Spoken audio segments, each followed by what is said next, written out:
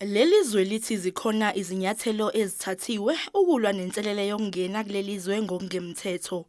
Lokhu kumemezelwa nje, leli zwe kulindeleke ukuba lisingathe ingqungquthela ye-SADC ngesonto elizayo eThekwini.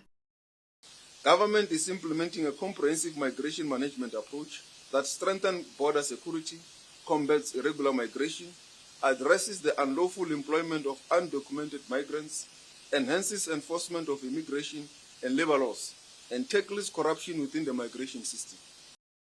Ingqungquthela ye-SADC iza nje iNingizimu Afrika inyama nambana kwamanye amazwe kulandela izinsolo ezavezwa iGhana kanye neNigeria. Nakuba i-African Union ichithe isicelo sokuba iNingizimu Afrika ikhishwe inyumbazana ngezinsolo zokuhluleka ukuvikela abantu bokufika, kungenzeka lolu daba luphinde luvuke.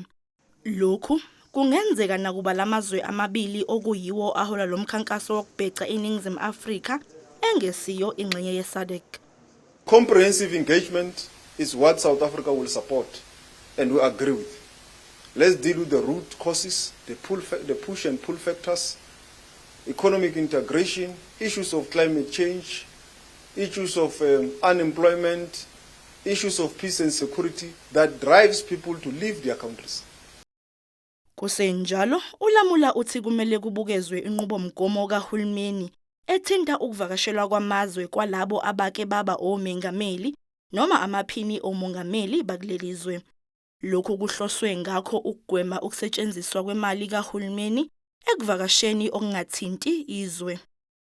Lokhu kuza emva kokugxekwa kohambo lwaseNdiya lowabe engumengameli uJacob Zuma njengoba ahlangana nesinye sezelamani zakwaGupta kulolu hambo. Lokhu kuholele ekutheni limiswe inxusa lakuleli eIndia uAnil Suklal. We confirm that High Commissioner Anik Sukla has been recalled to the headquarters for further consultations. We have also submitted the recommendations to Parliament and to the Presidency to consider a new framework for protocol and diplomatic support to former presidents and former deputy president during international travel.